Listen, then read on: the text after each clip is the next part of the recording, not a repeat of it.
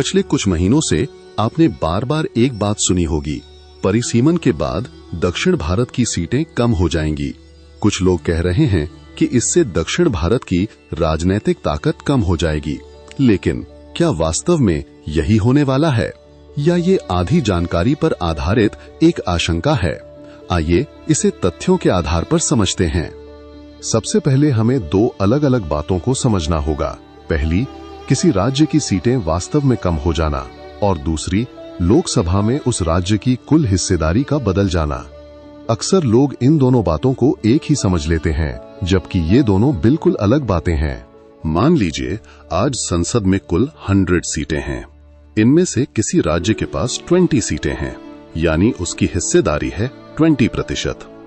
अब मान लीजिए संसद का आकार बढ़ाकर 150 सीटें कर दिया जाए और उसी राज्य को 25 सीटें मिल जाएं।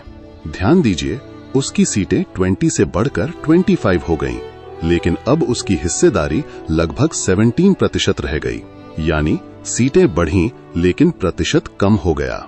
यही अंतर समझना सबसे ज्यादा जरूरी है।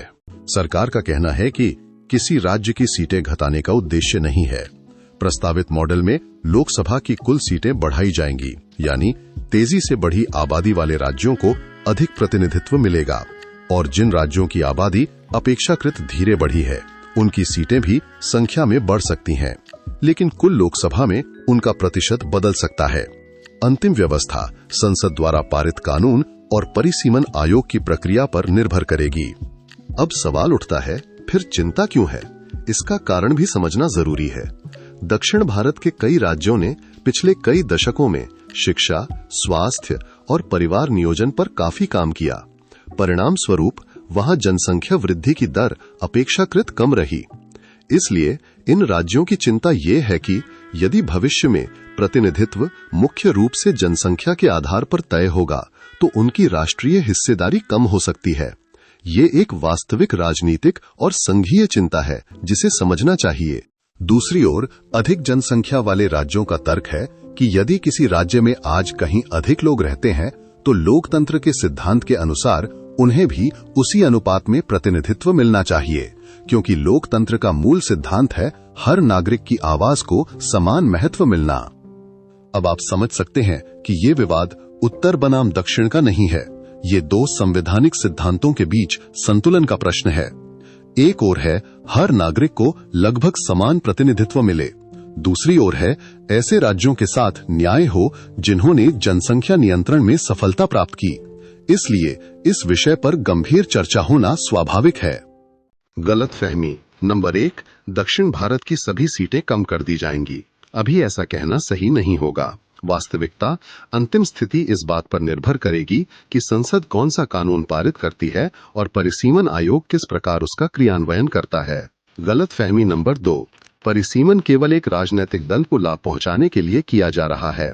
वास्तविकता, परिसीमन की व्यवस्था संविधान में पहले से मौजूद है। वर्तमान बहस उसके लागू होने के तरीके और उसके प्रभाव को लेकर है। गलतफहमी नंबर 3, परिसीमन की अब कोई आवश्यकता नहीं है। वास्तविकता, यदि कई निर्वाचन क्षेत्रों की आबादी में बहुत बड़ा अंतर आ जाए तो समान प्रतिनिधित्व का सिद्धांत प्रभावित हो सकता है। इसलिए समय समय पर परिसीमन की आवश्यकता को संविधान ने भी स्वीकार किया है।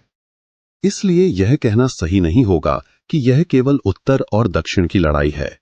वास्तविक प्रश्न है, कैसे ऐसा मॉडल बनाया जाए जिसमें हर नागरिक को समान प्रतिनिधित्व मिले और भारत के संघीय ढांचे का संतुलन भी बना रहे। यही चुनौती है और यही इस पूरे विधेयक का सबसे महत्वपूर्ण हिस्सा भी है। अब जब हमने विवाद को समझ लिया है तो अगला प्रश्न है, अगर परिसीमन लागू होता है तो भारत को इससे क्या लाभ होंगे? क्या ये वास्तव में लोकतंत्र को मजबूत करेगा या इसके नुकसान ज्यादा हैं? अगले अध्याय में हम इन्हीं सवालों का जवाब देंगे। तथ्य जानिए, समझ बढ़ाइए और अपना निर्णय स्वयं लीजिए। मिलते हैं द चौहान एक्सप्लेन्स के अगले अध्याय में। जय हिंद।